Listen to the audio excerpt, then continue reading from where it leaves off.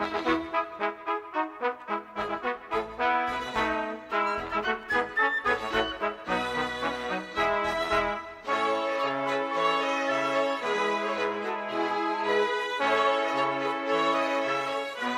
morning. Ohio gozaimasu. My name is Janet Kenny.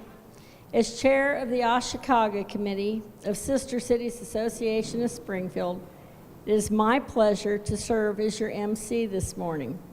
Today, Maya Ojubili, one of the members of our 2017 student delegation to Ashikaga, is here to sing the Star-Spangled Banner. Please stand and remain standing for the national anthem of Japan and then the national anthem of the United States of America.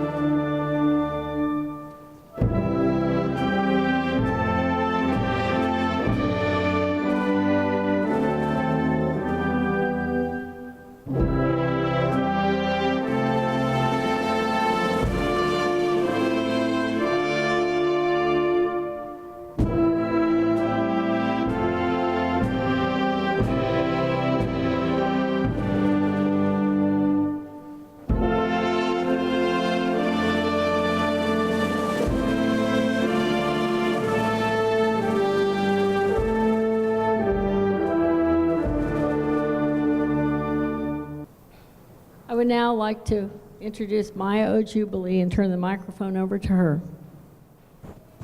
Oh, say, can you see by the dawn's early light what so proudly we hailed at the twilight's last gleam, whose bright stripes and bright stars through the perilous fight o'er the ramparts we watched were so gallantly streamed.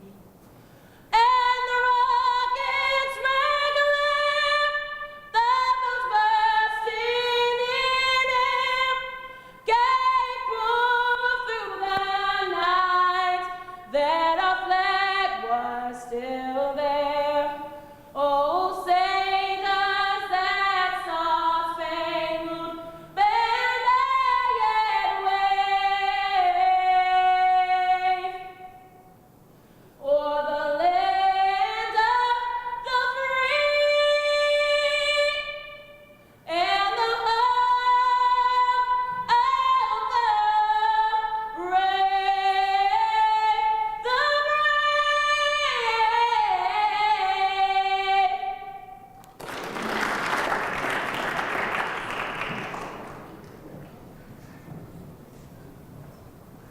Well, that was amazing, and I guess she didn't really need the microphone.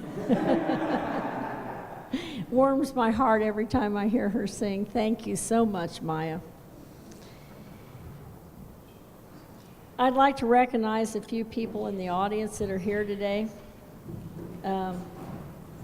Alderman Proctor is here, and Mayor Pro Tem Doris Turner. Deputy Mayor Bonnie Drew is here, and Alderman Senior is here.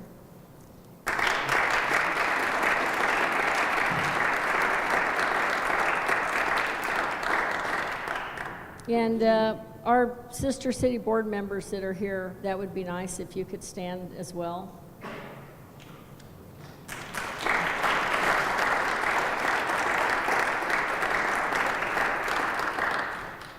Thank you so much. Okay. On behalf of President Carol Zirkle and the members of the Sister Cities Association of Springfield, we welcome you to the 2017 Ashikaga Abraham Lincoln Gettysburg Address Speech and Essay Contest Winners Delegation. This is the 154th anniversary of President Lincoln's delivery of the Gettysburg Address. This is the 15th time the Sister Cities has welcomed the winners of the contest from Ashikaga. Their presence here is a reminder to us Lincoln's legacy transcends time and national boundaries. In fact, the 2012 movie Lincoln, winner of 2 Academy Awards, indicates the continuing interest in our 16th president. Today's event is made possible by a partnership between the Sister Cities Association of Springfield, the City of Springfield, the Springfield Historic Sites, and the National Park Service, Lincoln Home National Historic Site. The SCAS Gettysburg Delegation Committee members have earned a round of applause in appreciation of all the fine work they did behind the scenes to host this delegation, including the presentation of today's program. Thank you to each of you. In the audience this morning are some of the members of a group that we would like to recognize as we begin today's program. It's our pleasure to welcome the members of the host families of the delegation. Please stand and be recognized. That goes for you too, man.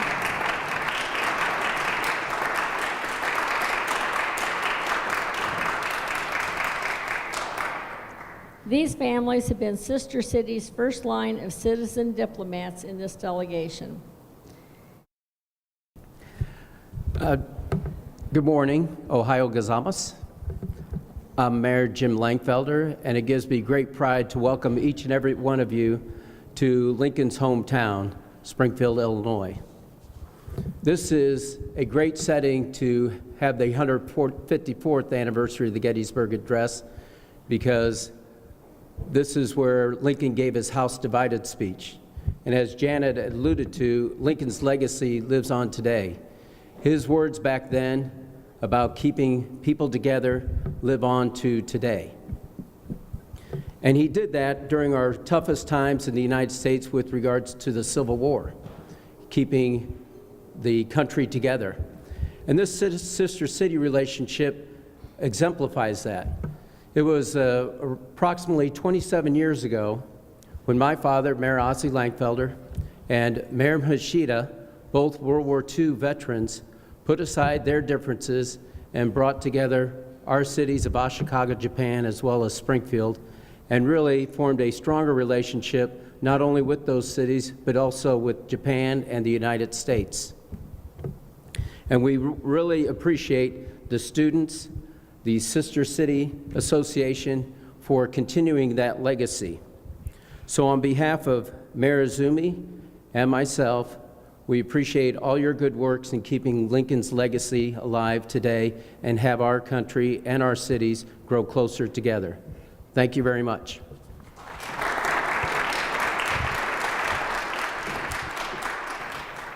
Also in the audience this morning are members of the SCS 2017 student delegation to Ashikaga. Thank you for joining us. Because this event is always held on November 19th, our host students cannot always be present due to school schedules. Since today is a Sunday, each SAS student host student will introduce a member of the 2017 Ashikaga Abraham Lincoln Gettysburg Address Speech and Essay Contest winners delegation they are hosting. The student host students will now come forward to introduce themselves and the member of the delegation that they are hosting. My name is Lauren Langfelder, and I attend Sacred Heart Griffin High School. I'm the host student for Maria Kimura. She attends Ashikaga Junior College Girls High School.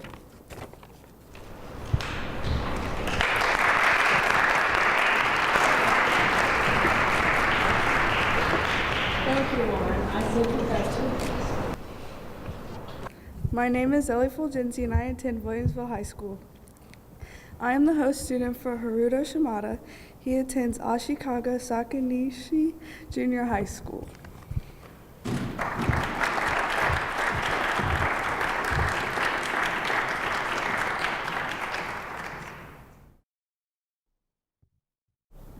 Good morning. My name is Macy Sumner, and I attend Isle School. I am the host student for Miyu Funutagawa, and she attends Ashikaga Kiti Junior High School.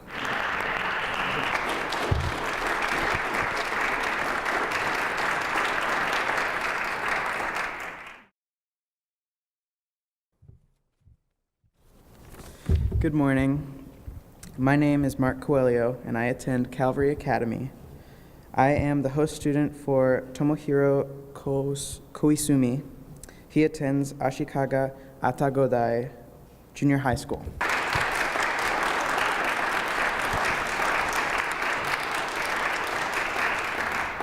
Good morning. My name is Eva Woodfall, and I attend Glenwood High School, and I'm the host student for Nanako Yakata, and she attends Sano Nihon Daigaku Secondary School.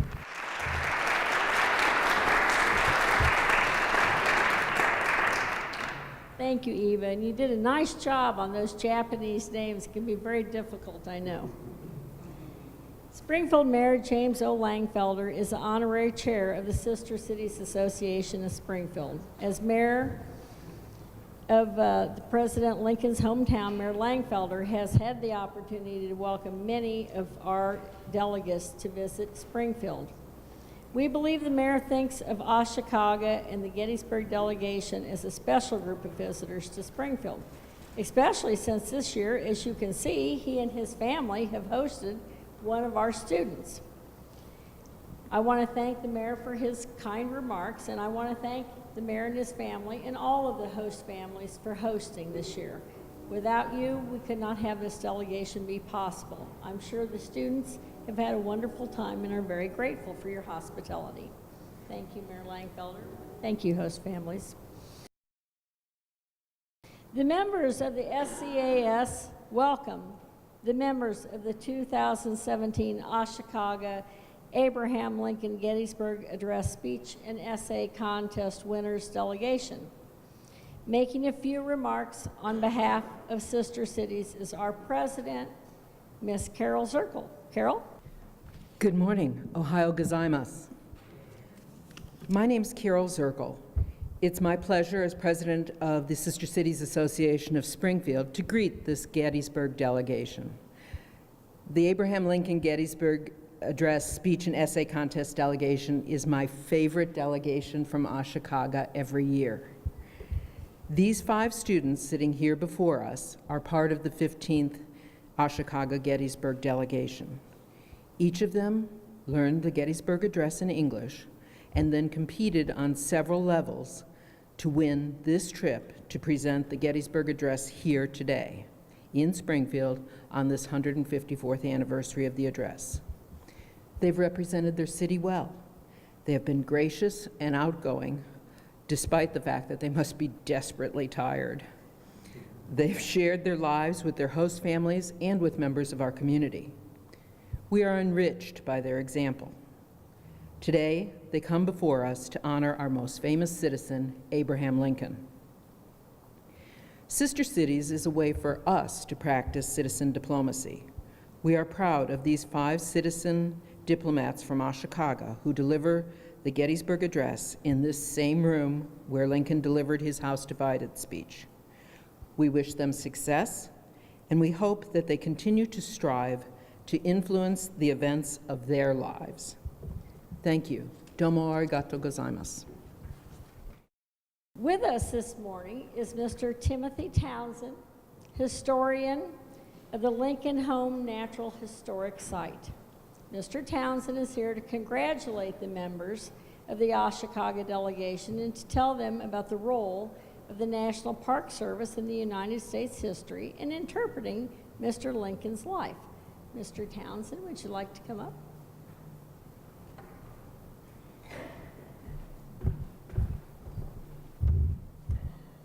Good morning. Today, as you all know, we're gathered here on the 154th anniversary of Abraham Lincoln's delivering his famous Gettysburg Address back in 1863. We are here to honor Lincoln, honor that important speech, and most especially honor these students from Ashikaga, Japan, who have worked so hard and traveled so far to help us remember Lincoln and his vision for freedom. Anniversaries, whether celebrating victories or commemorating tragedies, provide us with an opportunity to measure how far we've come by thinking back to where we were. And anniversaries provide us with an opportunity to gauge where we are going. These glances back can be on a personal level, looking to our individual lives, or they can take a look back as a nation or world. Lincoln made his November 1863 trip to Gettysburg to honor those who died fighting for freedom and to remind a war-weary nation in the shadow of the horrific Gettysburg battlefield the importance of maintaining the fight. The battle was between armies fighting for what they believed was the heritage of and vision for America. The United States Army fought for the vision of freedom. The Confederate Army fought to preserve slavery. Lincoln captured this in the opening lines of his short address when he said, "47 years ago, our fathers brought forth on this continent a new nation conceived in liberty and dedicated to the proposition that all men are created equal. Now we are engaged in a great civil war, testing whether that nation or any nation so conceived or so dedicated can long endure." What hung in the balance with the outcome of the war was made clear by the actions of the Confederate Army as they marched toward Gettysburg. A newspaper reporter with the Charleston, South Carolina Mercury wrote about what was a common occurrence. Quote, "Yesterday I met several gangs of Negroes going to the rear who had been captured in Maryland and Pennsylvania. Many of the owners of these slaves who had been following the Confederate Army had procured wagons and were carrying them back to Dixie. African Americans who had lived their entire lives free in the North were also taken. Another account was told of a woman named Eliza who hid from the Confederate cavalry with her child in a field, but learned later that a daughter and grandchildren were taken. As a nation, we often look back to key events in our history.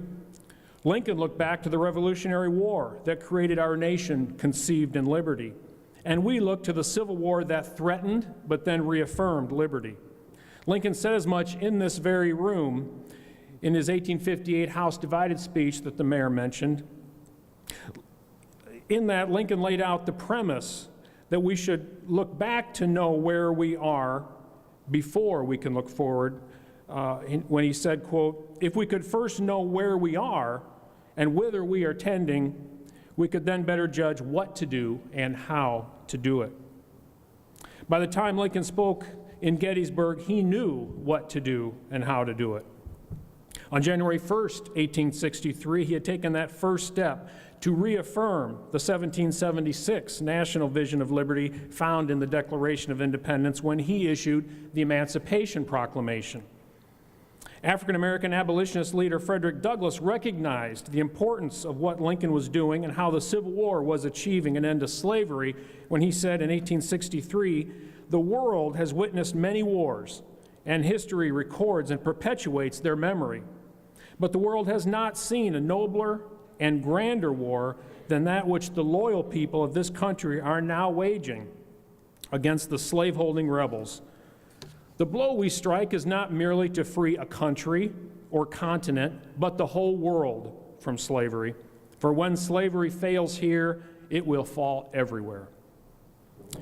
Douglass went on to say, "What we now want is a country, a free country, a country not saddened by the footprints of a single slave, and nowhere cursed by the presence of a slaveholder.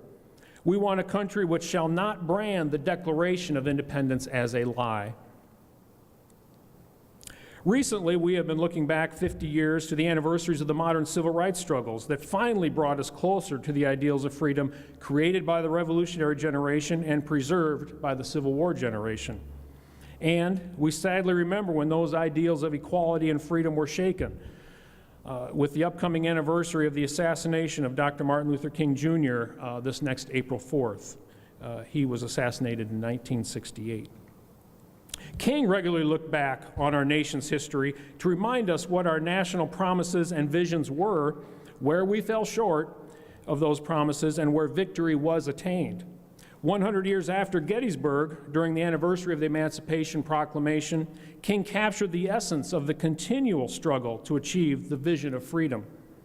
Quote, "And there is but one way to commemorate the Emancipation Proclamation, and that is to make its declaration of freedom real. To reach back to the origins of our nation when our message of equality electrified an unfree world. To reaffirm democracy by deeds as bold and daring as the issuance of the Emancipation Proclamation." In a letter to President Kennedy, King captured the essence of the continued fight for freedom from the hallowed ground of the civil rights struggles to the hallowed ground of Civil War battlefields when he said, quote, "The struggle for freedom, Mr. President, of which our Civil War is but a bloody chapter, continues throughout our land today. The courage and heroism of Negro citizens at Montgomery, Little Rock, New Orleans, Prince Edward County, and Jackson, Mississippi is only a further effort to reaffirm that democratic heritage so painfully won, in part, upon the grassy battlefields of Antietam, Lookout Mountain, and Gettysburg." Lincoln saw the same thing on that November day in Gettysburg. He saw that there was an unfinished work at hand. There is work for us here in Springfield as well as for our friends in Ashikaga and everywhere to assure, quote, "that from these honored dead we take increased devotion to that cause for which they gave the last full measure of devotion. That we here highly resolve that these dead shall not have died in vain, that this nation under God shall have a new birth of freedom, and that government of the people, by the people, for the people, shall not perish from the earth." Thank you.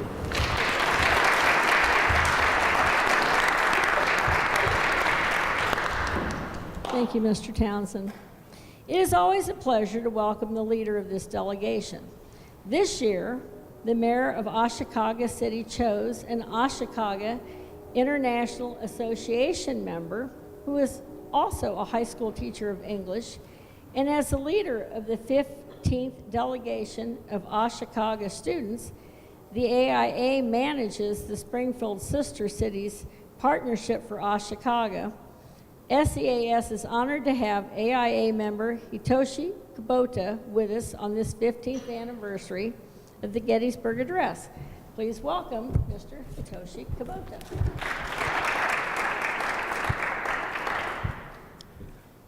Thank you very much for your kind introduction. It is truly an honor to be given this opportunity. I am Hitoshi Kubota, representing the 15th Gettysburg Address Speech and Essay Contest winners delegation. And I'd like to introduce Noriko Masuda. Noriko works for Ashikaga City Office. Our 5 grand prize winners are very humbled by this honor to recite Abraham Lincoln's Gettysburg Address on the 154th anniversary. I'm very proud of our young delegation members. In their essays, they demonstrated a deep understanding of contemporary global issues. These issues have earned them the honor of speaking here today. On this day, 154 years ago, President Lincoln said, and I quote, "Now we are engaged in a great civil war, testing whether that nation or any nation so conceived and so dedicated can long endure." Today, we still face many difficulties around the world that can sometimes make our young people feel hopeless and insignificant. In such times, it is all the more vital that our youth believe they have the power to improve our future world. As Lincoln said, it often requires more courage to dare to do right than to fear to do wrong. So, young ladies and gentlemen gathered here this morning at this historical, important old state capitol building, I encourage you to follow your passions, design your own futures, and also contribute your community, your country, and your world. May this wonderful relationship between Springfield and Ashikaga continue to grow for many years to come.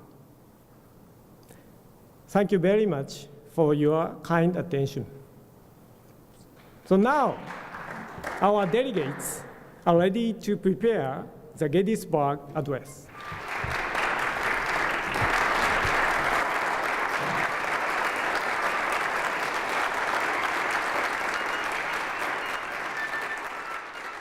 Fourscore and 7 years ago, our fathers brought forth in this continent a new nation, conceived in liberty, and dedicated to the proposition that all men are created equal. Now we are engaged in a great civil war, testing whether that nation or any nation so conceived and so dedicated can long endure. We are met on a great battlefield of that war.